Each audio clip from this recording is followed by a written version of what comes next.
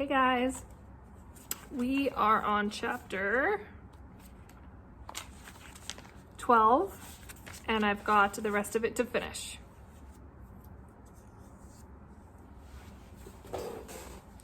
Alice Lunderson and her camera crew stood on Mrs. Granger's front porch Wednesday after school.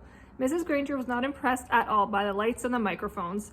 She looked right into the camera and said, "I have always said that the dictionary is the finest tool ever made for educating young minds, and I still say that.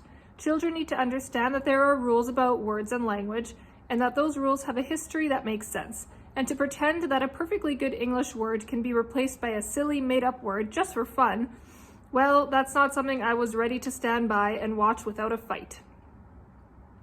"And have you lost that fight, Mrs. Granger?" asked the reporter.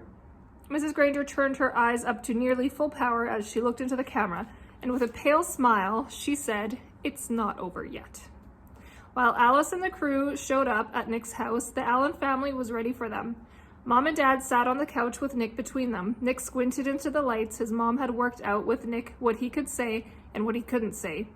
"You remember, young man," she told him as she combed his hair, "those reporters are just looking for a quick story that will make some excitement. But you have to stay here and live in this town, so mind your P's and Q's." As they sat on the couch, Mrs. Allen had her foot on top of Nick's under the coffee table, and if she pushed it down, it meant that the reporter had just asked a question that she was going to answer for him. Mrs. Allen did not trust reporters. "So tell me, Nick, why did you make up this new word, Frindle?" asked Alice Lunderson. Nick gulped and said, "Well, my teacher, Mrs. Granger, said that all the words in the dictionary were made up by people, and that they mean what they mean because we say they do. So I thought it would be fun just to make up a new word and see if that was true." "And were you surprised when Mrs. Granger got mad about that?" asked Alice with a smile. There was a push on Nick's foot, and his mother said, "We never felt that Mrs. Granger got angry. When everyone started using the word Frindle, it just got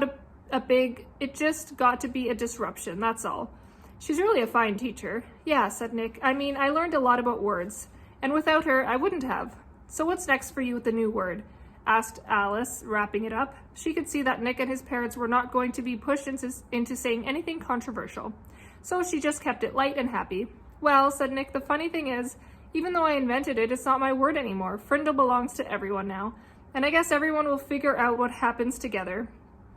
Alice also had a short chat with a worried-looking Mrs. Chatham and a smiling Bud Lawrence, marker of the official Frindle. Then the shot of her opening bit and closing bit, and the camera crew drove back to Carrington to edit all the pieces and put them together into a 2-minute news story. The next night, when all the serious news about wars and oil prices and food and world food supplies had been talked about on the CBS Evening News, the anchorman looked into the camera and smiled. He said, "It is believed by many that the word quiz was made up in 1791 by a Dublin theatre manager named Daly. He had bet someone that he could invent a brand new word in the English language. He chalked up the letters Q-U-I-Z onto every wall and building in the town. The next morning, there it was. Within a week, people all over Ireland were wondering what it could mean. A new word had been created, quiz. Is the only word in English that was invented by one person for no particular reason. That is until now. Now there's a new word, Frindle, and here's Alice Lunderson in Westfield, New Hampshire with the story." Alice came on the screen with a short introduction. Then, right there on TV, Mrs. Granger and Nick and Bud Lawrence and Nick's mom were talking to 20 million people about Frindles. One of those 20 million people was a producer from The Late Show with David Letterman. And another of those 20 million people was a staff writer for the People magazine, and another was for the writer for 321 Contact magazine for kids. Dozens of those writers and producers and marketing people saw the story on the news, and all of them smelled a great story. During the next 3 weeks, every man, woman, and child in America heard about this funny new word that the kids were using instead of the word pen. And kids in Ohio and Iowa and New York and Texas and California started using it too. Bud Lawrence was suddenly flooded with orders for anything with the word Frindle on it, and he quickly got interested again. But there were complications. Bud's lawyer said, "You see that stack of orders there? Trouble, that's what it is. We got a trademark filed, but It's only like an application. The whole country knows that little kid made up the word, and unless you make a deal with his dad, you're going to end up with nothing, maybe even a big fat lawsuit. That kid owns the word. When Mr. Allen came home at lunchtime, his wife told him that he had to call Bud Lawrence. Here's the photo. And it says, America heard about this funny new word.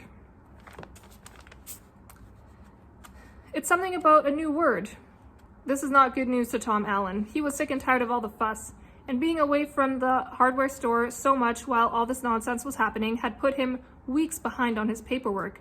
He'd be lucky now to even get his Christmas order in on time. Even though he didn't really want anything to do with it, Bud was an old friend. So on the way back to the store, Nick's dad went to Bud Lawrence's office. "Tom, good to see you," said Bud. He stood up and walked around his desk to shake hands. "Have a seat." Tom sat down uneasily and Bud pulled over another chair. "Ever seen Westfield so stirred up about anything in your life? You and Ginny must be pretty proud of that boy of yours." Bud couldn't remember Nick's name. Tom shifted in his chair and nodded. "Yes, he's quite something, that's for sure. But I tell you, Bud, I'm ready for all this to just die down and blow away. Too much fuss." Instantly, Bud saw how he could get what he wanted. "Well, Tom, I'm afraid it's not really going to go away. Looks like something started up, and people are real interested. You probably saw those bright red ballpoints around the town with the word Frindle on them. That was my doing. Just testing the waters. But your boy, he owns that word. I got my lawyer to apply for a trademark a few weeks back because that's the way I am. New thing comes along, I like to be right there in the middle of it." He grinned at Tom Allen, and Tom smiled back weakly. "Right now I got a shirt printed in Massachusetts, another one in Chicago, another one in Los Angeles, making t-shirts with the word Frindle above a picture of a pen. Frindle. Each supplier has orders so far for over 20,000 shirts. Profits on every one of those is going to be $2, maybe $3. And I'm talking with some big pen and pencil companies in Hong Kong and Japan about a deal that could be worth some really big money. They've seen this Frindle thing in the media and they want to buy the rights to the trademark and make a new line of Frindles for kids. I'm not kidding. This is a hot, hot idea." Bud guessed right. Just the thought of all this made Tom shrink back uncomfortably in his chair. It was way too much fuss. "Tom, let me be direct with you. As the boy's guardian, you need to do the right thing about all this. I'd like to see where it all is going to go. I'm going to take some risks, spend some money and see what happens, but I need your permission. I need your signature on these trademark papers, and I need to strike a deal with you about permission to use that trademark. I know it seems like a big ruckus about a word, but we can't tell what's to come of it unless we take some steps." Bud pointed at the papers on his desk. "That's a contract, and it's fair and honest. It gives your boy 30% of whatever profits I make. That's a fair royalty, generous for this kind of deal. So what do you say, make sense?" The papers and pen were on the desk next to Tom. He looked at Bud, reached over, picked up the pen, and signed both copies of the trademark papers and 3 copies of the contract. "I've got no reason to doubt you one bit, Bud. I don't want to mess up any of this myself. Is that it?" he asked, standing up. "Not quite, Tom. Here." Then Bud Lawrence handed Nick's dad a check for $2,250. "What's this for?" "That's what I owe Nick for the sales of the Frindles from the first 3 weeks," explained Bud with a smile. Tom looked at the check and said, "This is terrific, Bud, and I'm really glad about it because it'll sure help with Nick's college. But I wish you would just keep this between us. If Nick knew, he'd probably stop mowing lawns and I'd never get him to save another penny. So just between us, okay?" Bud said, "Sure, Tom, I understand. Just between us," and then they shook hands.